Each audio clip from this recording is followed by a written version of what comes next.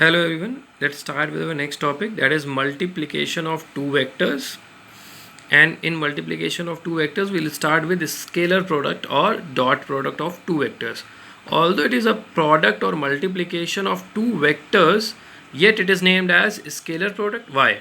First thing, because the product, the multiplication, the answer which you will get after the dot product will be a scalar quantity. It will not have any direction.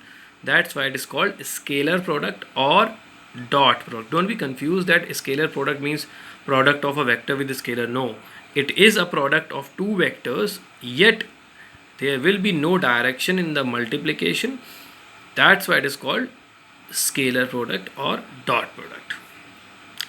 Let's read the statement first. The scalar product of two vectors is defined as a scalar quantity, that is the main point, scalar quantity equal to the product of their magnitudes and the cosine means cos, of the angle between them.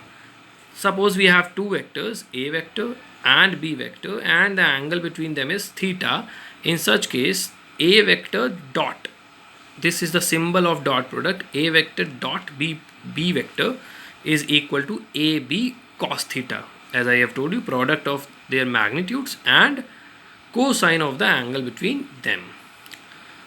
So this is the expression of dot product. Let's see some special properties of dot product. Dot product can be commutative. A vector dot b vector is equal to b vector dot a vector. It follows this law.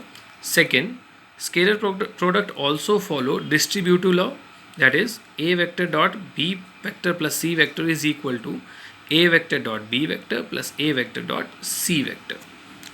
Third is the most important property, that scalar product of two mutually perpendicular vectors is always 0.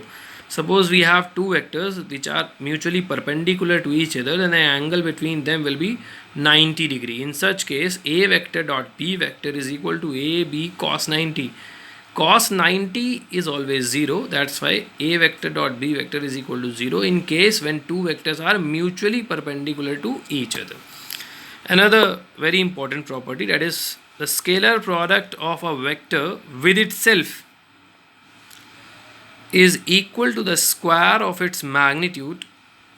It is also called self dot. Self dot of any vector is always equal to the square of its magnitude. Means we have a vector and we have a vector again. Then a vector dot a vector will give you a into cos 0, because the angle of any vector with itself is always 0.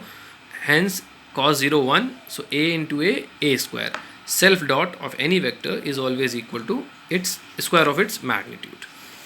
A very important property again, the dot product of unit orthogonal vectors. I have told you about unit orthogonal vectors, I cap, j cap and k cap, which are used to represent the directions of x axis, y axis and z axis. So first we will do the dot product of similar unit vectors and then after non-similar. So I dot I means magnitude of I vector is I cap will be 1. So I cap dot I cap is equal to 1 into cos 0, because as I have told you earlier, angle of any vector with itself is 0. So 1 into 1 and cos 0 is also 1, so is equal to 1.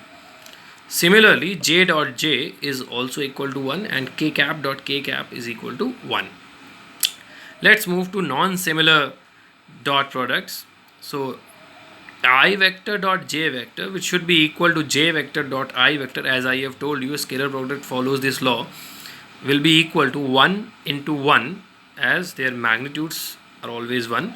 So 1 into cos 90. Why cos 90? Because I vector represents the direction of x axis and j vector represents the direction of y axis. Hence the angle between them will be 90. So cos 90 and it will be 0. Similarly, j cap dot k cap is equal to k cap dot j cap, and it is also equal to 0. Similarly, k cap dot I cap is equal to I cap dot k cap is equal to 0. So these are the important properties of dot product. That is all for this video. Thank you.